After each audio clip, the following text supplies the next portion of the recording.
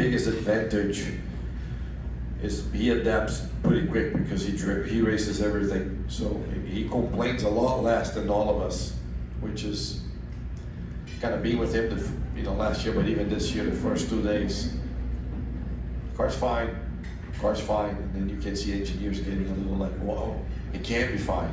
It's fine, and he was right. I drove around and the car was fine. So he's pretty chilled, and then he focused on trying to, and I think that is more of the condition of where he comes from. You just try to adapt to the condition and make the car fast without trying to come in and ask for a change all the time. His runs are longer, and you can see him playing around, which is it's pretty cool to see, because I think that the rhythm in IndyCar is different, right? You do 3 laps, you come in, you try to make a change, and I think we learned a lot from him on that as a team, and especially translating to the teammates. So no, he brings a lot, and I raced with Kyle. We won the 24 Hours of Daytona in 2015, and he already amazed me there when he was pretty young and no road course background, and came in with me and Dixon there, ran the same lap times in the race. I'm like, thank God he's an NASCAR, not an IndyCar. But I truly admire him as a racer. To me, it's one of the biggest talents we've ever seen around the world, and it's pretty cool to live the experience with him. Last question, Josh. Go ahead. What? Oh, 2 more questions. Sorry. Okay. Don't be rude. I don't know. What you got stuff going on today or no? Yeah, right. Okay. I gotta rest. You're the tired. Too tired. Get your rocking chair. Josh, go ahead. Tony, how you doing? Hey. Josh Around with the Indy Store. You've had 2 years off, and I'm sure one could learn a lot in retirement. What are some things that you've learned over the past 2 years that you think may help in your approach to this race as a leader and potential participant?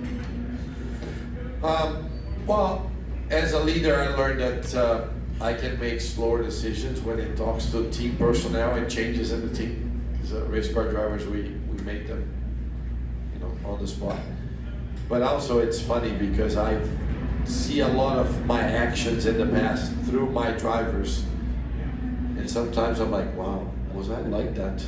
Which, good or bad, right? So I think it's part of. I don't think I can distinguish something that I really learned. I think they're pretty similar. We're a performance team. A driver is always on the spot, but maybe I would say if I had to pick one thing is how important it is to be the leader, not just as a team principal, but as a race car driver. The driver is the leader of that team.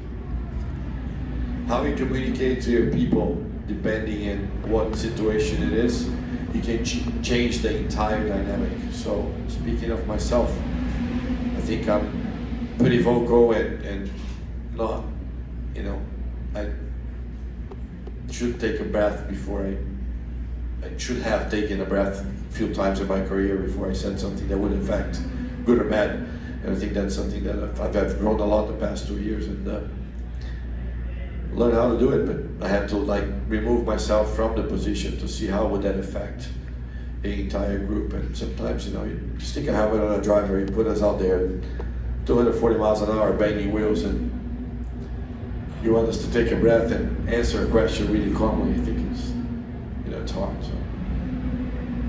Go ahead. Tony, 2 questions. First, 20 years since Dan Wheldon's first win here, obviously a very good friend of yours. With Sebastian and Oliver now working their way up in racing, how much does it mean to you watching their development in the sport? That's awesome, right? I mean, obviously, we kept it pretty close with Susie and the boys, and it's amazing. I can see really 2 little Dans over there. It's amazing how you talk about, they didn't leave that long with Dan, but they have every single thing of Dan apart from, it's just everything. And debatable, I think they're all faster than Dan, but joking. But it's pretty cool to see it, and anything we can do to praise them and get them in. I think the kids are pretty fast. how proud do you think Dan would be seeing his sons as far as they've gone in the racing sport? Really proud. I think Dan was a family man, and I would love to see him as a dad freaking out when his kids are on the racetrack just to make fun of him. But I think he'll, hopefully wherever he is, he's proud of all of us. We kept the promise that we're always going to be behind his family, and this is something that we all have among ourselves, between myself, Dario, and hopefully one day we'll get to talk and see how really proud he is, but hopefully he is.